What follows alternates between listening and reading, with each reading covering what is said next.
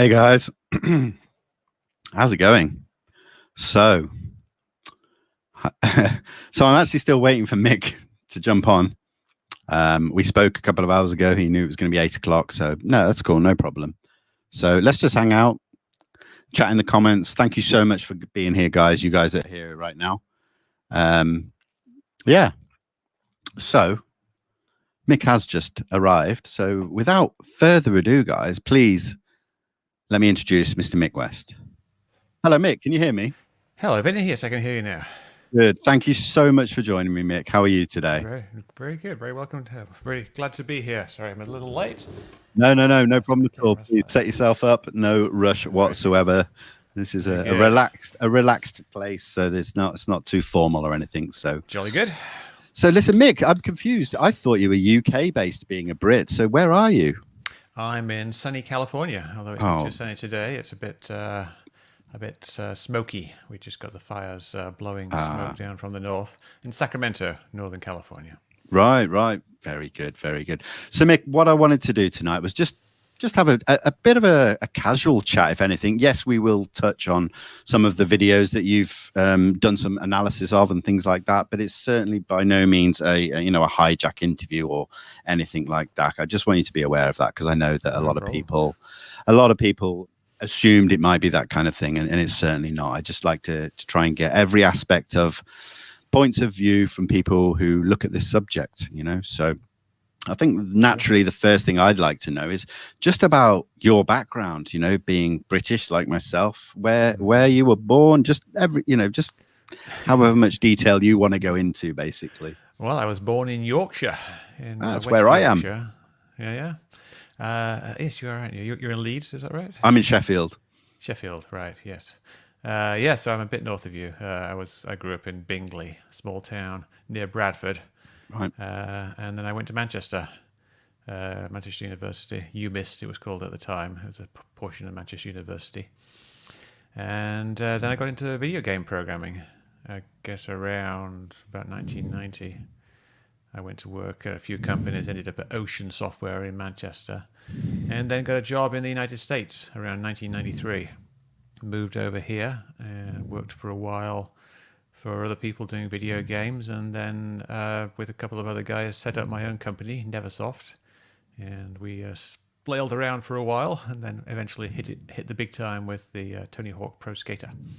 Yes, I know it very well. I mean, I have a skateboarding background, funnily enough. So yeah, I remember when it came out. In my background. I see. That's the Tony Hawk. Did you meet Tony Hawk? Yeah, a few times. Yeah, he would come around the office sometimes, and he would attend our parties. I met him last year actually, because there's a documentary called "Pretending I'm a Superman," which I have where is it up there? Right. DVD. And it's a documentary about the history of the Tony Hawk's Pro Skater game series and the effect it had on skate culture and stuff like that. It's very interesting. Highly recommend it.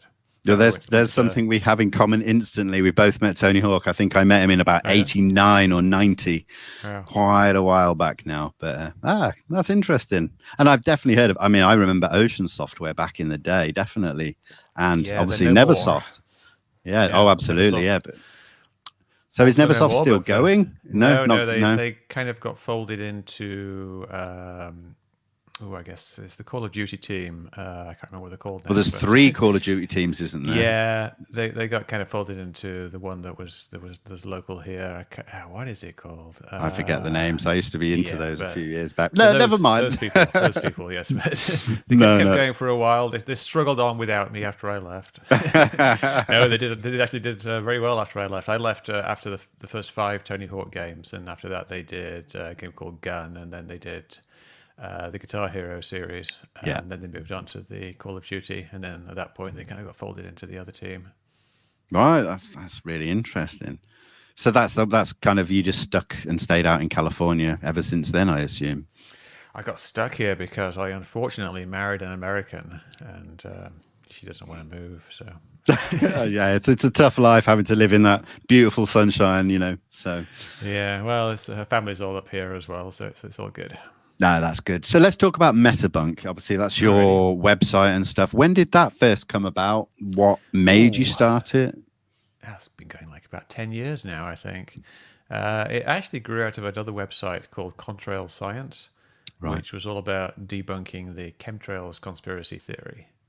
And it was just, I'd kind of retired from Neversoft. This was way back, like 15 plus years ago. And I just, got interested in a variety of things. And one of them was like learning to fly. And I was always been interested in clouds and weather. And I just kind of got interested in this whole chemtrails conspiracy theory and then started blogging about it. And that, got quite a popular.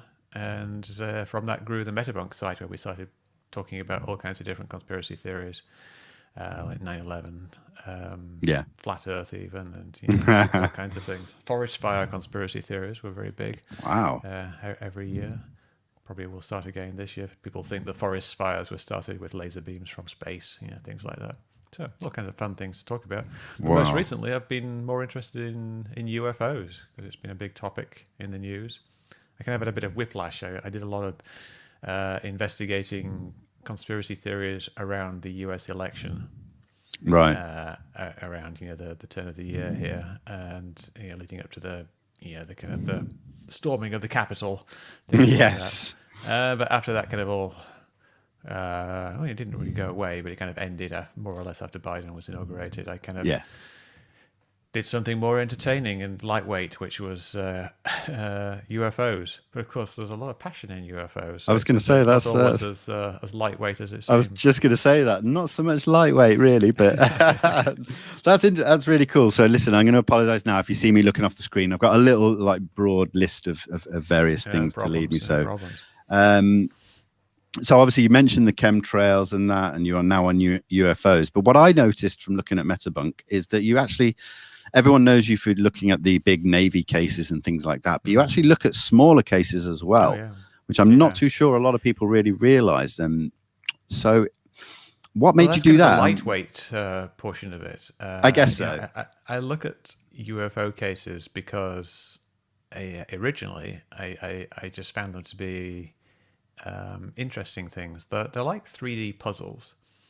And it's very similar to the type of things that I used to do as a video game programmer, where something goes wrong in a video game, like you're skating along and you bump into something and you end up like falling off when you should have turned the corner or something like that. Yeah.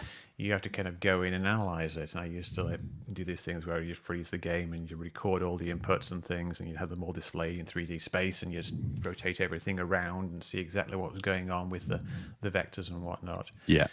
And so I'm very used to analyzing things in 3D space. And that's essentially kind of what UFO studies are when you're looking at, say, a video or even just photographs. You're taking what you can see and trying to figure out what's going on in 3D space. Where is this object?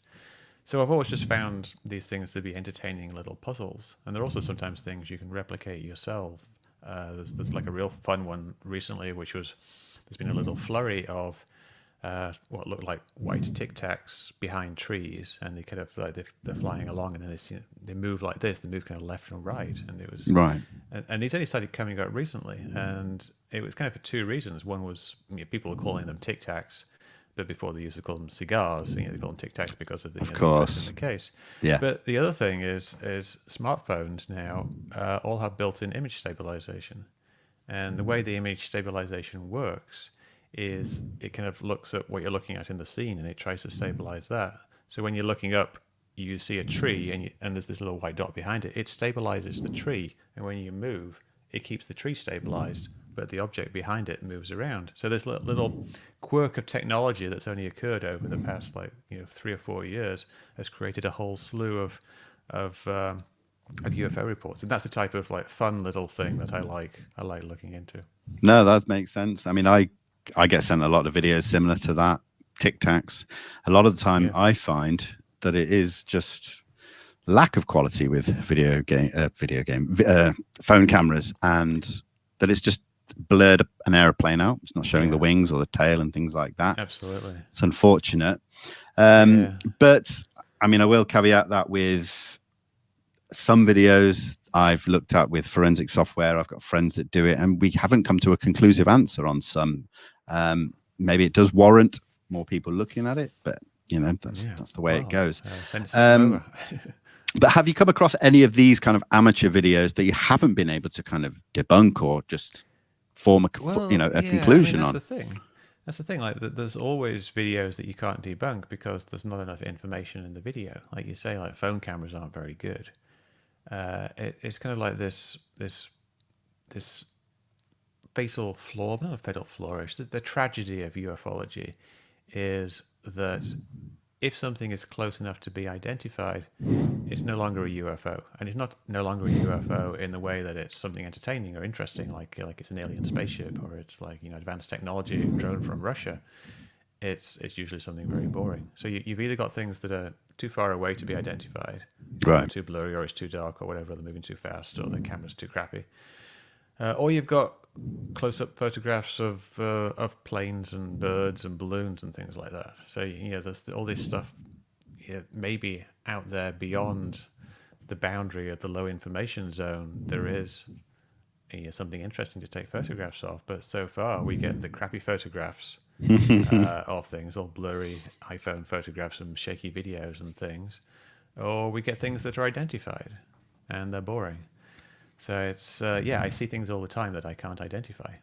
But there's But it's nothing because that it's there's just nothing that you some would blurry sorry. blob. Yeah. But there's nothing that you would actually genuinely say, I don't know what that is. I've got the information. And I'm not saying alien spaceship. I'm Yeah. just saying See, that point where you cannot quite put your finger on it. Would you admit to something like that? Or do you just this this is the challenge of ufology: is to demonstrate that there is evidence of something incredible, yeah. which means you need essentially, like, ideally, what you would need is close-up video from multiple angles of an alien spaceship flying around the sky.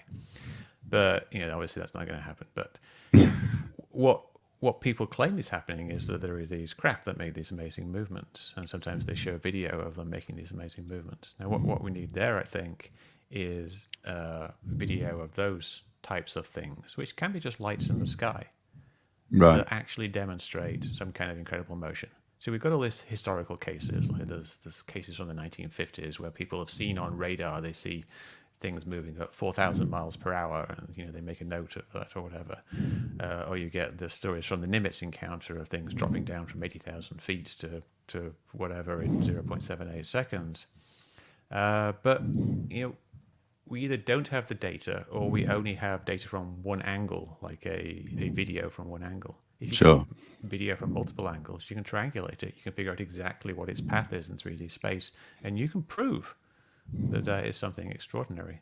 But then if we don't have the radar data, for example, say on something like the Nimitz case, and then you go by the video, what then happens if we do get the radar data and it conflicts with the analysis maybe you've done on the video footage? Or are you convinced that it will add to your analysis? Like, where's the kind of, do you know I what I don't mean? know. I don't know what will happen. I mean, it depends on the data, doesn't it? I mean, Yeah. sure, if I get data that shows unequivocally that the object that is seen on screen can be specifically identified as being the object on the radar, which is a question in itself, and then it shoots off very rapidly. But no one's even said they saw it shoot off rapidly. Chad Underwood, who took the video, says that after it went off, he asked the Princeton and the Hawkeye if they could see anything. And they said, picture clean, they couldn't see anything.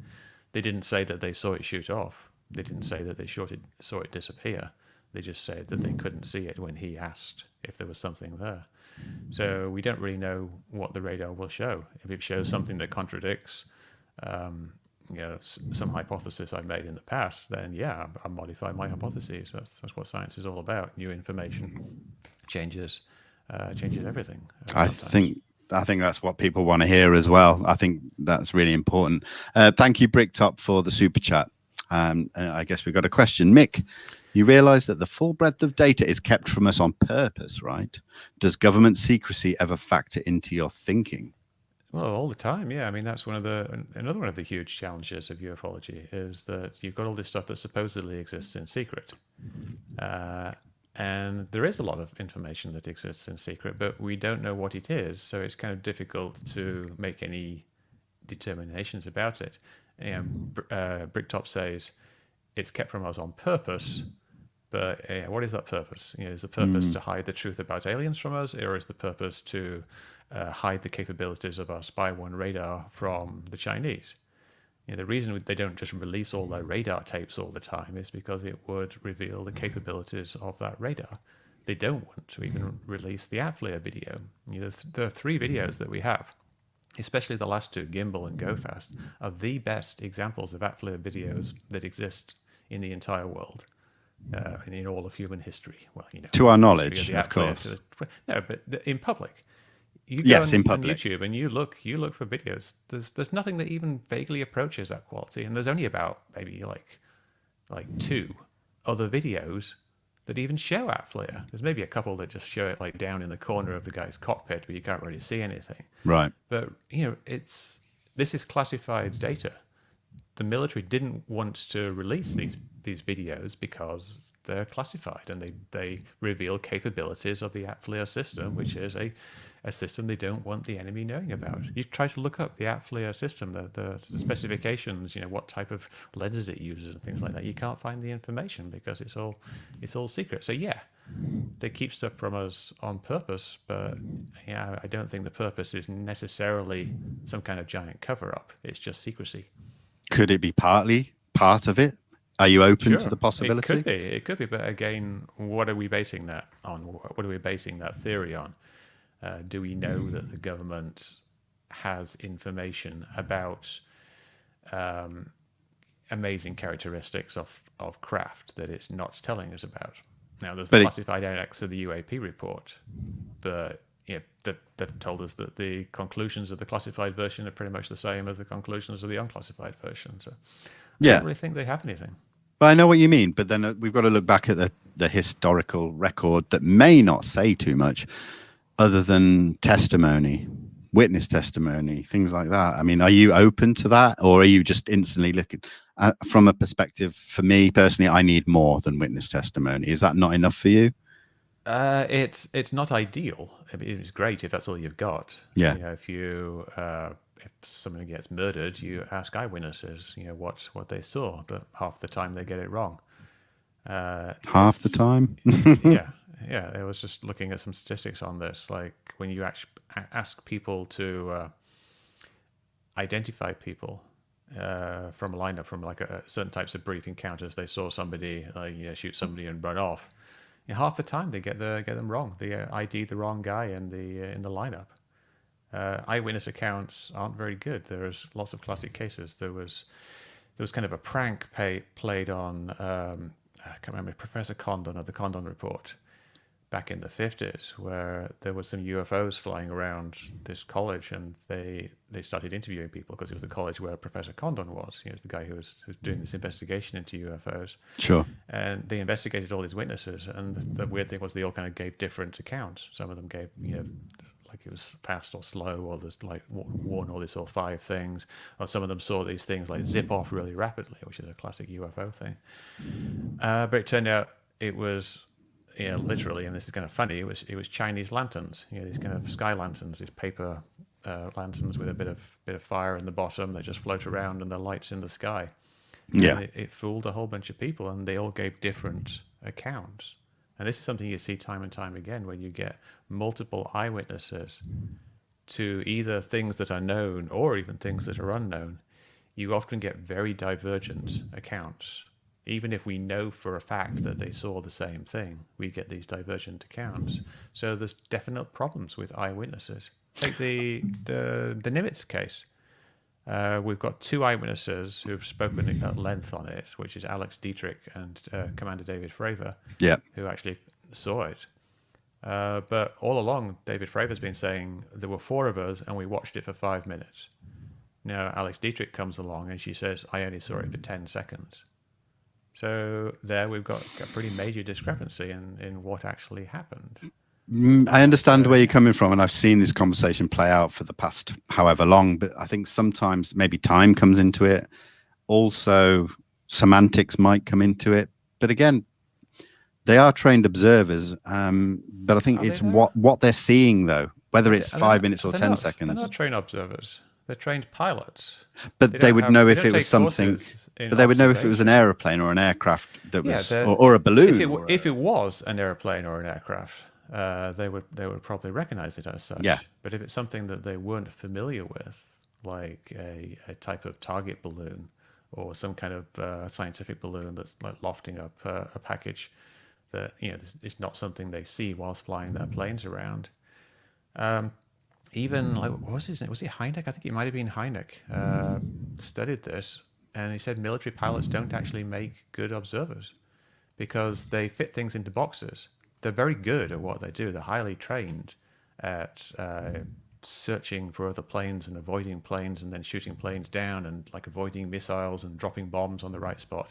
These types of things they're really, really good at. But are they really good at identifying a stray balloon that's 20 feet in length, viewed from an odd angle after they've been vectored there and people have been talking about UFOs for a week? It doesn't, just because someone's really good at their job, it doesn't make them a trained observer.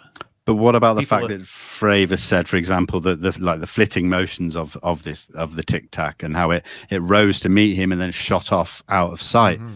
Certainly, no balloon can do that. Yeah, but that's or is that just a gust of wind? Do you see? No. I think that's very consistent with a parallax illusion. Now he said he thought it was 40 feet long.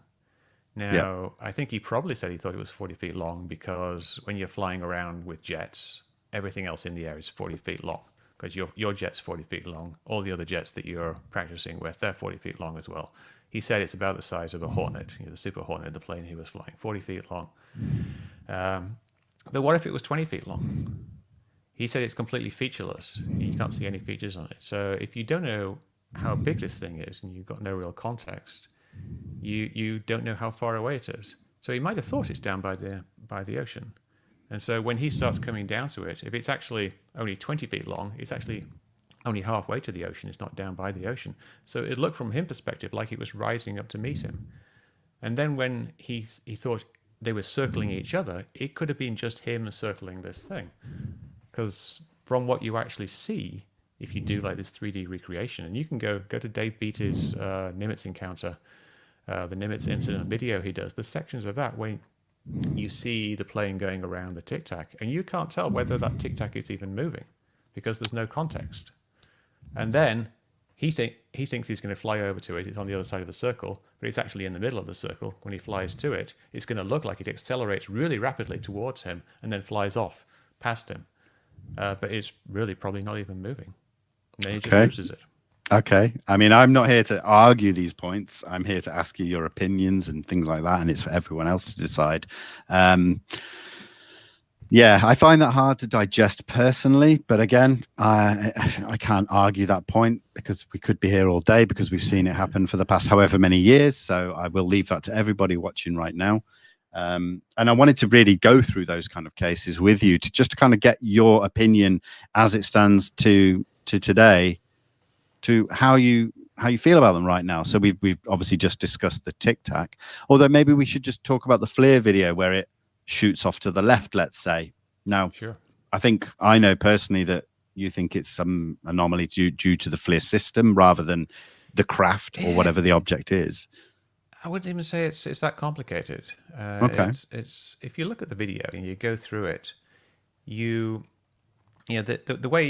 way the tracking works in the FLIR video is essentially the same way that my camera right now is tracking my face. Now you can't see it, but on the little screen above my camera, there's a little box around my face, and if I move, it follows me around. Right. So it's feature tracking. It's tracking something that it sees in the scene, and that's how the tracking works in the FLIR system.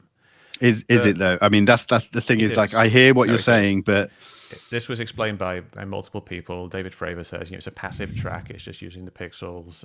Other people have said the exact same thing. No one really disagrees with this. There's no radar tracking going on. It's just a passive track. It's just using the pixels that you see on screen. It's basically tracking a feature in the video. And you can actually essentially verify this by going through the video and looking at the various points in the video. Now, the important thing to do if you want to do this, go through the entire video, look for each time the object kind of moves away from the center. And it always moves towards the left. This is something that's of note. every single time the object moves, you see some kind of change in the camera system. Like he's either changing from TV mode to IR mode or back, or he's changing for the field of view is being changed, or there's some kind of glitch interrupting the video feed. You see it kind of lose the video for a second. So each time it's losing the video, it can't actually track the object. So it kind of loses confidence about whether it's actually tracking it or not, and then it has to widen the bars. And whilst it's doing that, it's not tracking it, so the object actually moves off to the left. And the reason it moves off to the left is something that you can see at the top of the video. You see the heading, and you see that constantly moving from, I think, like 5 right to 8 left. So we know that the camera is moving from left to right. So the camera is following something that's essentially moving in that direction. And each time we get a video interruption, it loses lock a little bit, but it generally regains it. And all that happens, the only thing that's actually happening at the end, is that is the time it doesn't regain lock. And if you carefully examine what's going on there, it's pretty clear what's going on. He'd switched to medium field of view, which just means he's widened the field of view a bit. And then he switched back rather quickly to narrow field of view. And you can see after he's switched back, it's already lost lock. The thing is already outside of the little window. It tries to regain lock. It widens the bars, but the thing is just starting to move off anyway because the camera is no longer tracking it, so the camera still stays fixed. The thing just drifts off. There's a kind of an illusion where it changes lock from it changes zoom from 1 times to 2 times, makes it look like it zooms off, but it's really not. If you actually correct for that, it's just essentially drifting off. And it's not moving fast. This is the thing. Underwood says it moved off so fast that the camera couldn't track it. It's moving at about 0.5 degree per second, which is really, really slow. These things can go zip, zip, zip, zip, zip, zip, zip, zip. They can go 90 degrees in a second. So it's something going off at 0.5 degree a second that's so slow I can barely even do it with my hands here. It could easily have tracked that. Right. So all that's happening is that he flipped through the camera mode so quickly, it lost the lock, and the thing just drifted off, and he didn't bother changing modes or moving the camera. He could have easily have regained that, but for some reason he didn't, and he lost it. I mean, we've just got a comment here from the Signal. Didn't Underwood say his FLIR was slaved to his radar? He says that's how he got the initial direction for the FLIR. So he says he had a hit on the radar, and then he switched to the FLIR, castled over to the FLIR, so he flipped over to that screen, and the FLIR would have been pointing in the direction that the radar was indicating, in theory. Of course, the radar was being jammed, so we don't know how accurate that would have been. And then he picked up something on the FLIR and got a passive track, which means that it's just tracking the video. Okay. I mean, we've seen other people speak about this case across UFO Twitter. We've got Dave Falch, Chris Leto, people like that. And again, I'm not here to combat you on this because I'm by no means an expert or even looked into that kind of technical aspect of that. So I just want to reiterate for anyone watching, I'm not here to argue with Mick about what he's saying. I'm here to let Mick put his point across, and then we can take it from there in the future, and we'll see how this plays out. So, before anybody comes at me or Mick, this is just a conversation about viewpoints, okay? I know people get heated about this. Thank you, Wilfred, for the donation. Mr. West, what is your best evidence at this time for possible evidence of non-human or unknown technology? That's a double evidence. Evidence for possible evidence. I guess he's saying what's the best evidence for proof of non-human or unknown technology.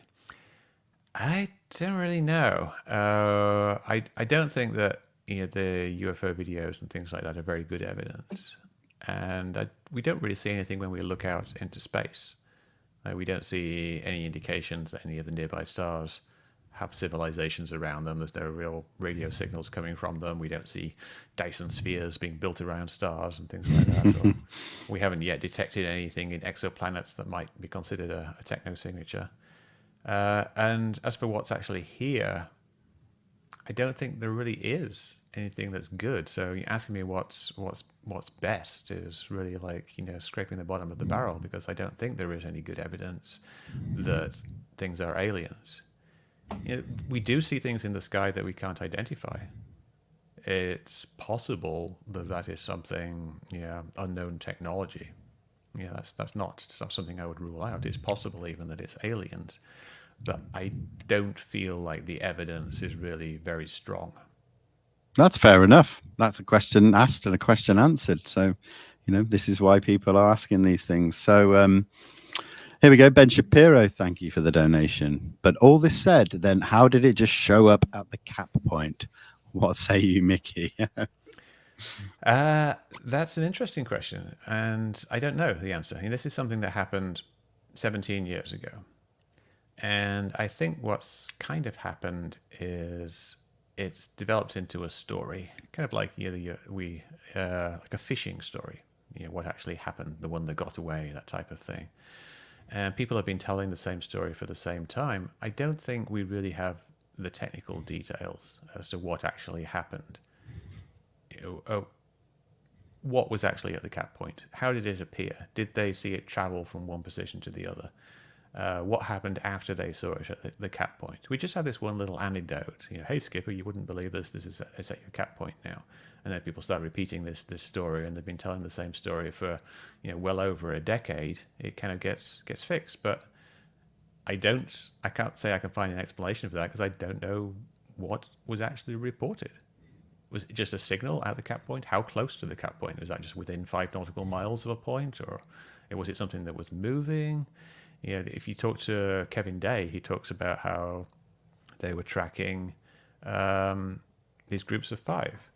He says that Fravor went to this one of a group of 5, and that's the one that was moving around, and he thinks that's the one that went to the cap point, and he thinks that it was recorded, and then that one regained the group of 5. And if that was true, they were tracking it the whole time on radar, and Fravor could have just been vectored to it. So, why Is this something that he told you directly? Yeah, it's in the interview I have with him. Right. I mean, I think that always helps as well, is that you do speak to these people directly as well, because I think, it's all good reading statements and reports and things like that. But so that's good. So let's move on. I mean, there are so many cases that we could cover. It's easy to stick to the main 3 Navy, but I think we've all, follow your work on UFO Twitter that you put out and your viewpoints in that. But there are a couple of cases that I'd really like to get to that probably don't get spoken to as much. The first one being the Aguadilla, Puerto Rico case in 2013. Yeah. So I think from what I can gather, your viewpoint is that it is a balloon. But there is a lot of questions there about how come it hits the water and splits in 2 and continues to move? Would a balloon do that? Yeah, no, these are good questions.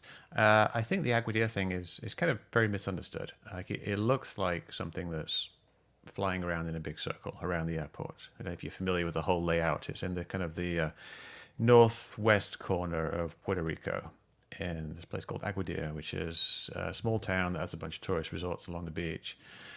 And there's an airport which kind of runs east-west, fairly near to the ocean. And this plane, Coast Guard plane, I think, is flying around, and it's focused on this little black object, and it looks like this little black object is flying around in a big circle around, and then it looks like it flies off the cliff, and then it seems like it kind of disappears in the water. But there's a number of things about that. The path of the object could be anywhere along the lines of sight that we're looking at. So, but people automatically kind of think that it's at the ground or it's at the ocean, just because that's kind of conceptually the easiest thing to think about. But if you actually project all the lines of sight, and this is something I've done, other people have extracted all the data for this case, you can see they all kind of intersect more or less in a line that's moving east-west just north of the runway at around about 800 feet. And if you do a recreation of this, of an object moving along this path at a slow rate of speed, about 10 miles per hour, which is about the wind speed, and that was the correct wind direction at that time, it looks exactly the same as this video. The video has a few other issues as well. Like, you talk about it going under the water, and it looks like it's going under the water. But what people don't realize, if you kind of rewind that a little bit, it also disappears when there's no water behind it, when there's just trees behind it. It fades out of visibility. And if you rewind a bit further, you find an interesting thing, is that the coastline there isn't flat. This airport isn't at sea level. It's at 200 feet, and right at the edge of the island, it's a very steep cliff, and the object kind of looks like it goes smoothly off this cliff and just keeps going in a straight line, and then it looks like it goes underwater. But the thing is, you never see it go down. It never actually decreases in altitude. So we know, like 10 seconds earlier, it was at 200 plus feet. How did it get down to the water? It doesn't really make any sense. I guess I could see, just based on what you're saying, could make sense. I mean, what I see is we have organizations like the SCU covering this topic, doing month-long studies. And for people in the public, just regular people like myself and my viewers and stuff like that, my colleagues, who are we supposed to believe? Like professional scientists or debunkers? Do you know where I'm coming from? Like Sure, yeah, no, I get this question all the time, and actually, I was gonna start writing an article about this very question. It's a problem. Like you mentioned Dave Falch earlier. Yeah, he's a guy who works on FLIR systems, and you mentioned Chris Lato. Yeah, who's an F-16 pilot, retired, and they recently did a video together where they were analyzing the gimbal system. And sure.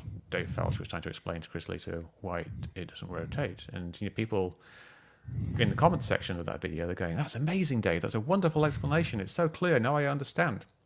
But the problem was Dave's explanation was completely gobbledygook. It made no sense whatsoever, and he clearly really didn't understand what the hypothesis was that he was trying to debunk. And Chris, listening to him, didn't really understand what he was saying. Eventually, he kind of gave up and said, "Oh yeah, I kind of understand," but you can tell he really didn't.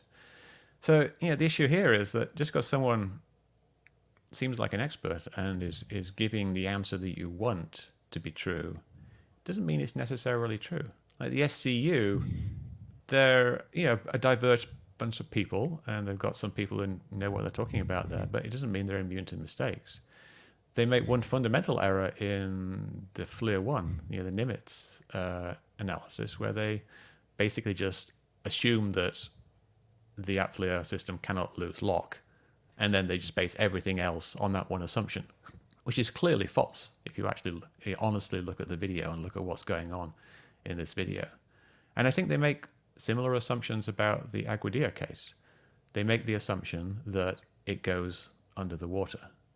And if you start with that assumption that this little bit of the video is showing the object going under the water, then you've got to basically assume it's at ground level the entire time, and that makes it move really fast and weird.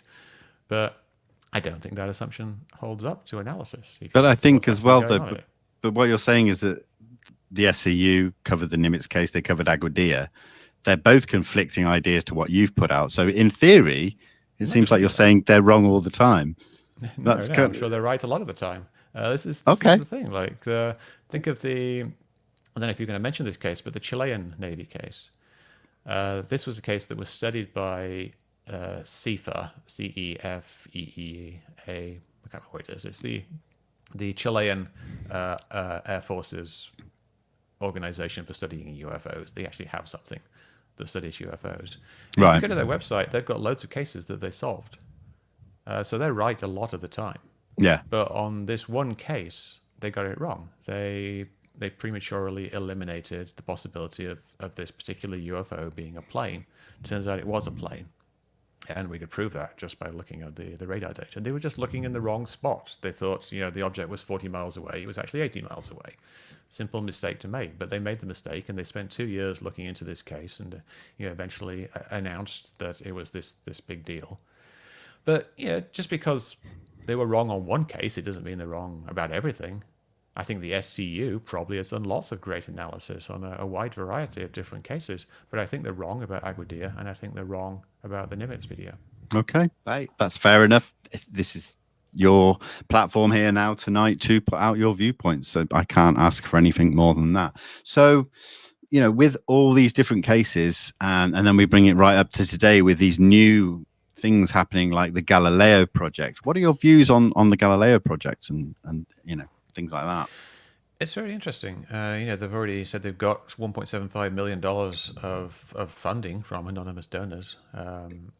And no one wants to see close-up video and close-up photos of UFOs more than I do. I do think that perhaps the focus on high definition photos is a bit misplaced. I think if you really want to provide proof that there's something amazing going on up there, then the best thing to do is triangulated video. You can just have multiple very cheap cameras in multiple locations that you calibrate against the star field and the sun, and you use them to triangulate from 2 or 3 different positions what you're looking at in the sky and get its path in the sky, and you prove that it's an amazing craft. But they're talking about putting these ridiculously expensive, like thousands of dollars, or even in some cases hundreds of thousands of dollars telescopes out there so they can get close-up photos and video of whatever we're looking at. Well, you don't think that's worth it? Wild goose case. No, I think it's a waste of money. It would be great if you could do it and you got something, but most likely you're still going to get ambiguous photographs because you're just taking the photograph from one position. You're just going to get a photograph of something, and what are you going to get? You're going to get like a silvery orb or something, which could be a balloon, or you could get like all manner of different types of balloons you see floating around in the sky. Or you could, I don't know, you could get a plane, or you could get a bird or something like that, and because it's so far away, atmospheric distortion will render the photos unusable. I just think it's putting the cart before the horse. The photographs themselves aren't going to establish that these things are moving with incredible velocity, because you're not going to have ranging data, you're not going to have distance data. They said they're going to match it with radar as well, or maybe have 2 telescopes next to each other to give stereo, but that's not really going to give you the accuracy you need. So it'd be great. Sure, they can spend their money on whatever they want, and maybe they'll take a photograph of something. But I think if you want to prove to the world that UFOs exist, the way to do it is by triangulation. Because if you have a triangulated path of something moving at 4,000 miles in the sky and making right-angled turns and then hovering and then shooting up off into space, that's it. You've proved it. Take another blurry photograph. That's just another blurry photograph, and that's what they're going to end up with. Yeah, I mean, here's a comment from Dan. The Signal Avilobe has said they are aware and will use triangulation. So it does seem that that's been, taken into account. So yeah, that'd be great. But I think the focus is very much on taking megapixel. Well, that's kind of a silly term because all photos are megapixel, but very high resolution photographs of a UFO seems to be the focus for in-atmosphere studies. And if they're going to use triangulation, that's great. I'm actually going to talk to Avi Loeb next week, and I'll discuss this with him. Is that going to be live for everyone to watch, or is that a private conversation? No, it's going to be recorded for the podcast, but it'll be out the same day, I think. That will be very interesting to watch. So we look forward to that, absolutely. WRT, all credible observers we know military and that train and rely on. How much longer till the colossal weight of that circumstantial data tips skeptic scales? How much longer? Critical so conspiracy. again, this is just the the trained observer trope, and this is I call it a trope because it is something that has been cropping up again and again in ufology since 1947. People say pilots are trained observers. You get literally the same words. These pilots are highly trained observers or highly trained professionals. But I think you must understand why people say that, because they say it because they could identify any other aircraft in the sky, and that is true, from what I've seen and from what we've heard. They can identify aircraft, but they can't identify a balloon. There's been multiple cases where pilots have done things like mistaken Venus for an oncoming plane. I even have anecdotes from people who have told me the same thing. So it's not like it's just like random cases. It happens a lot. I myself have misidentified Venus for an oncoming plane, from the ground, sure, but same type of thing. There's been multiple cases where pilots have unintentional flight into terrain, where they've flown into the sides of mountains. They know what mountains look like, but people make mistakes sometimes. It's very unfortunate. Sometimes, yes. So what if situational awareness? What if just one or two of these hundreds of thousands of these pilot sightings, let's say, whether it be military or commercial pilots? What if just one or two of them were genuinely anomalous? Would you? How would we know? Well, I guess. But are you open? And this is probably a question I was going to leave probably a little bit longer. But are you open to the fact that it could possibly be something, whether it be extraterrestrial or something other that is from an external place? Absolutely, absolutely. I'm very open to these types of possibilities, but I'm also very evidence driven. But I I understand. don't like to rule things out, and this is part of my investigation technique, is to never rule anything out. And something I kind of alluded to earlier with the Chilean investigation, they ruled out planes. It's one of the first things they ruled out.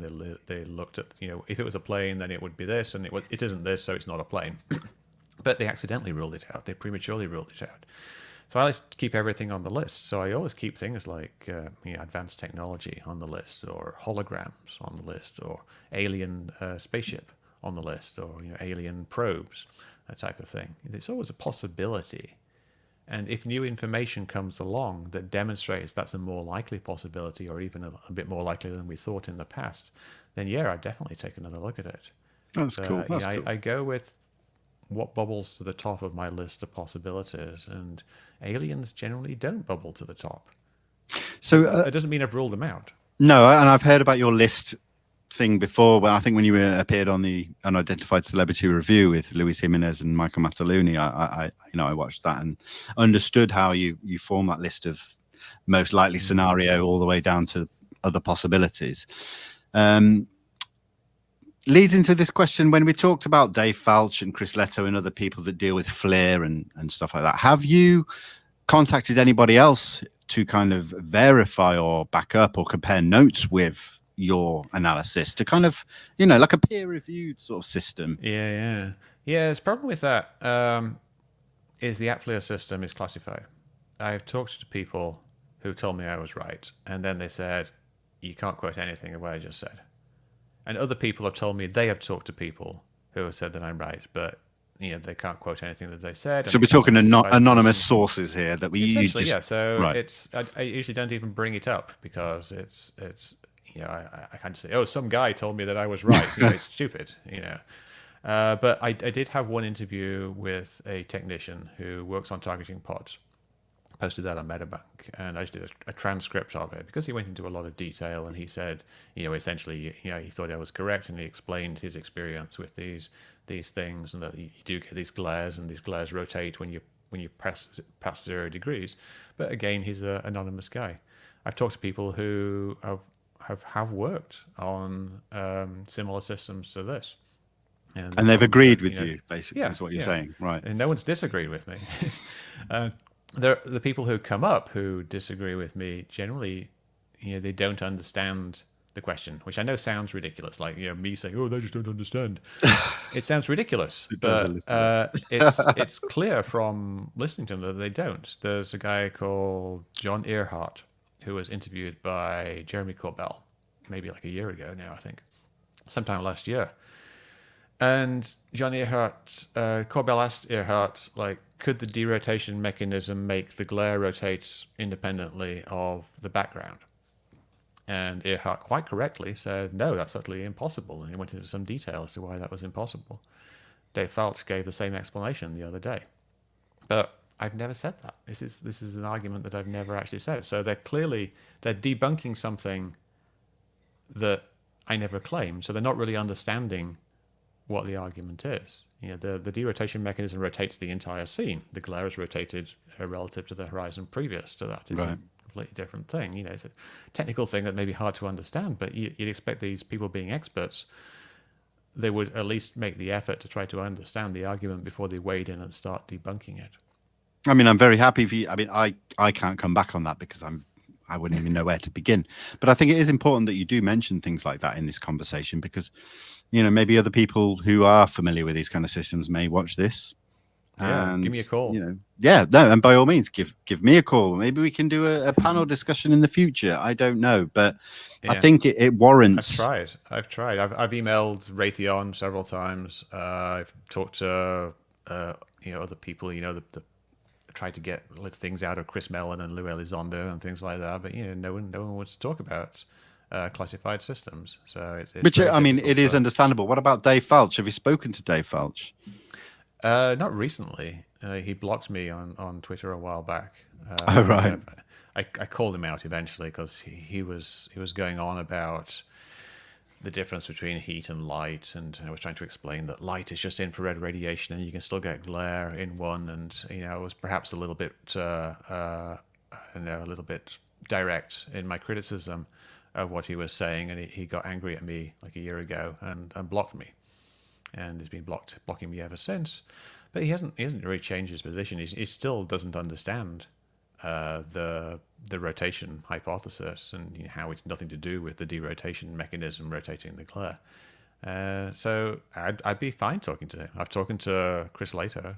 Yeah. Maybe I can do like I mean, a that's a conversation bold with Chris and statement Dave. that you just said there, that he's wrong straight out, like he's wrong. And, this is a guy Watch who is my video. Watch the video I posted. It's pretty straightforward. It's not complicated. I mean, he thought that sapphire glass isn't used in targeting pods because it would block infrared radiation, but it actually is. Sapphire glass is transparent to infrared radiation, so it's used in targeting pods. And Chris knew this. He brought this up because he used the pod that used sapphire glass.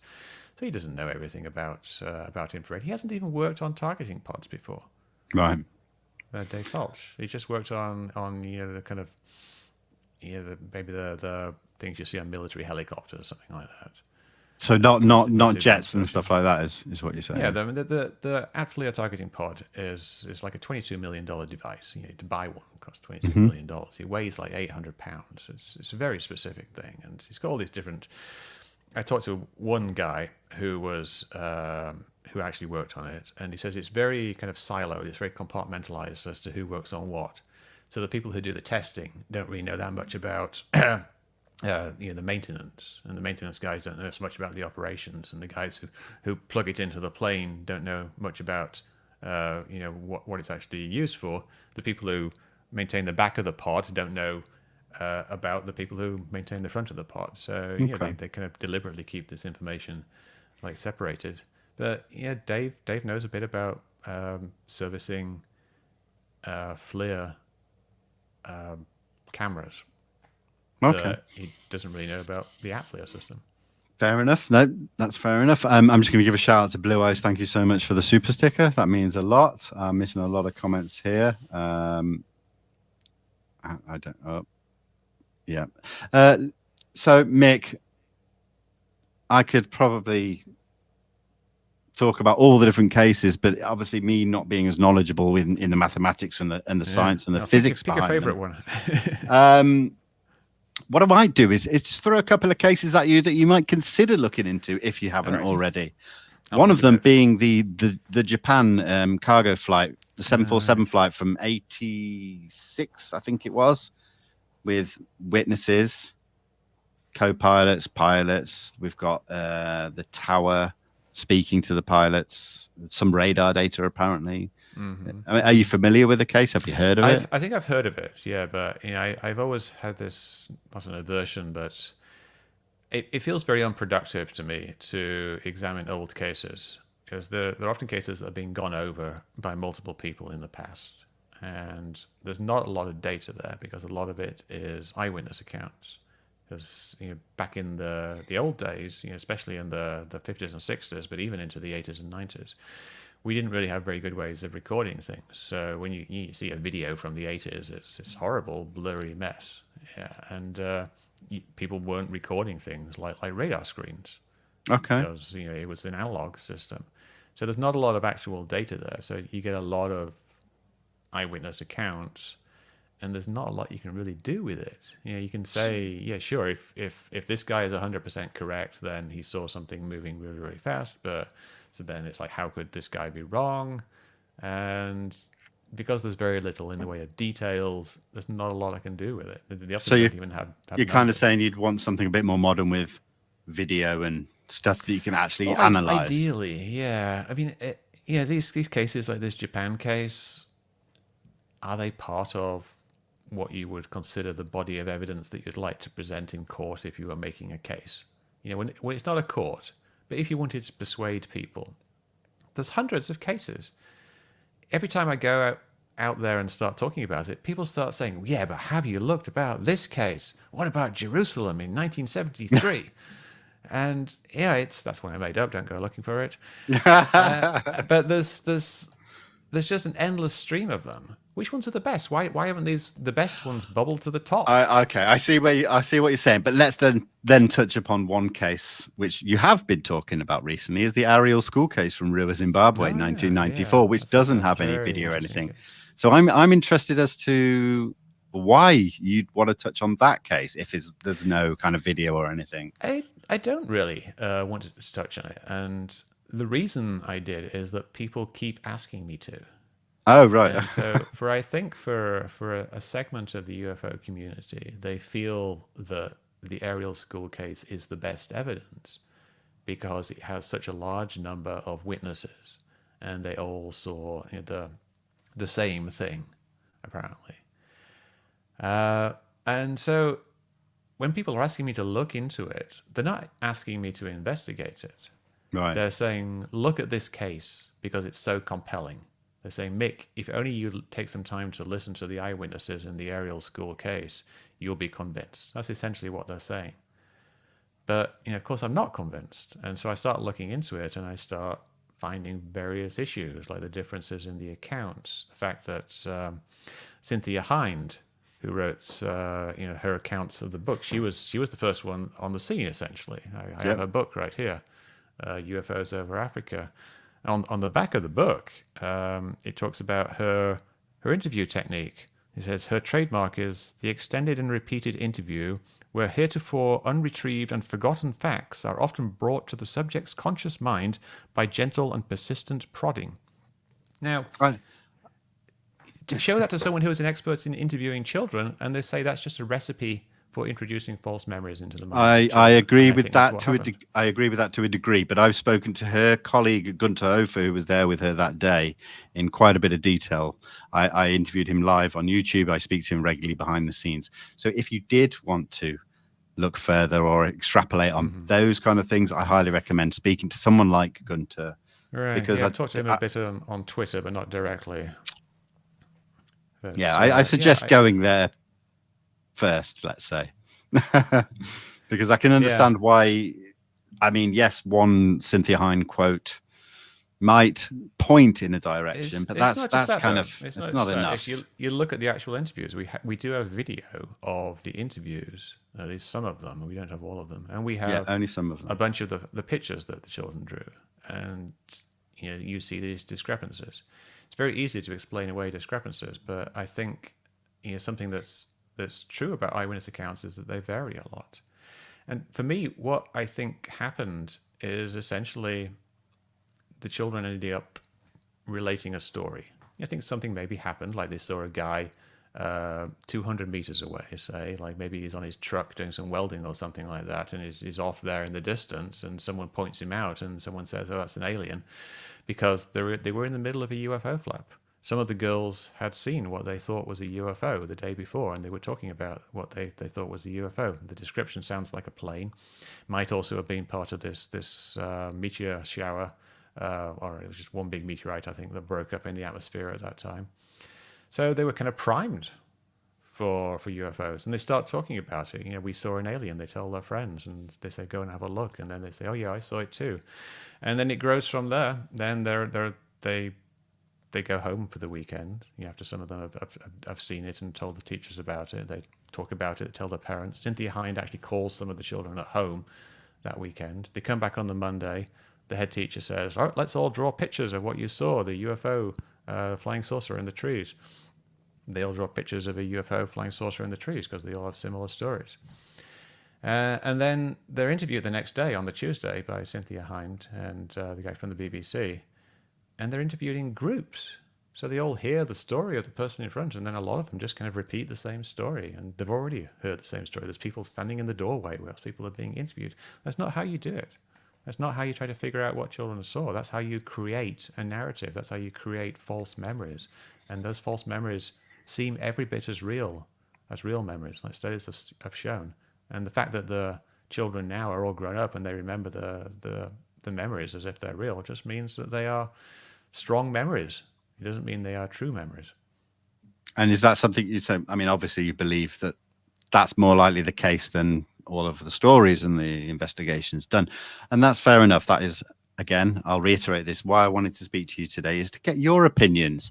I'm not here to argue against them because, you know, this conversation will probably keep going on as it has done for the past few months, for many, many months to come.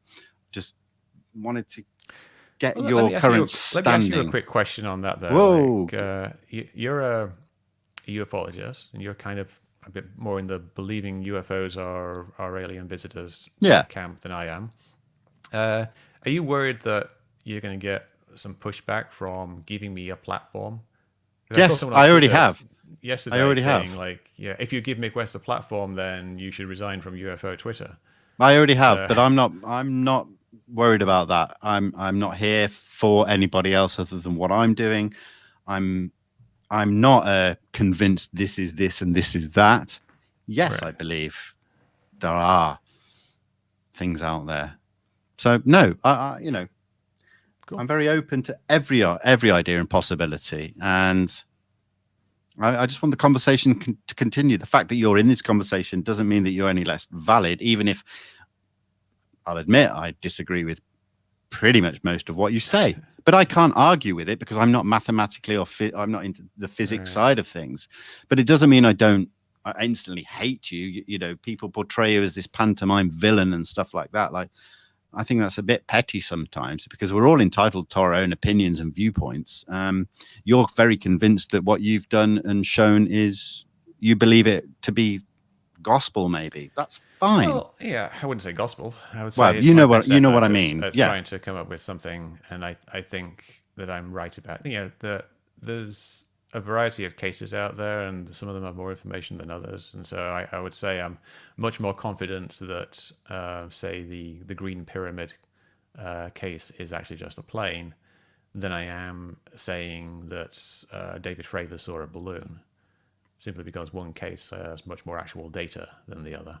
Yeah, I mean, that's the thing is like, if I was to come here for this interview to be argumentative and say, yeah, you're wrong, I would have to come with proper good backup arguments, which I simply cannot do because I'm not, you know, I don't have that knowledge of the mathematics and the physics. Yeah. So, but what I wanted to do was to speak to you just to give you your opportunity on my channel to give a current estimation or hypothesis on where you're at. And this pretty much leads into my big final question is, what is your end goal and where do you go from here? Do you see yourself sticking with the UFO subject? End goal. Is there an end goal? I don't have an end goal. I enjoy investigating UFOs. Let's see, what would be my end goal in context of ufology? I think I'll write a book about my experience with UFOs, and that'll be something I can kind of refer to when people ask me like all these questions. And we're going to continue to see UFO reports because we've got this, you know, this low information zone that at a certain distance you can't figure out what something is, and so there's going to be an endless stream of UFO videos to analyze. I'd like to continue having fun doing that, and I would like to try to improve the state of the art there. So I'd like to help work on ways of identifying UFO videos, like maybe do some video analysis software, maybe contribute to like projects where people are trying to do triangulation with networks of cheap cameras, that type of thing. But I don't really have an end goal. You could say the end, because you can't disprove the ET hypothesis. It's literally impossible. You know, the reason that the UAP report didn't rule out aliens is because it's literally impossible to rule out aliens as a cause of... If you see a white dot in the sky and it's moving along, you can't rule out that that's an alien spaceship or an alien Earthship, because it could be. So of course, you can't rule these things out. So it's never going to go away. So my end goal can't be to prove that aliens don't exist, because it's literally impossible. So my end goal is just to help out where possible in investigating UFOs.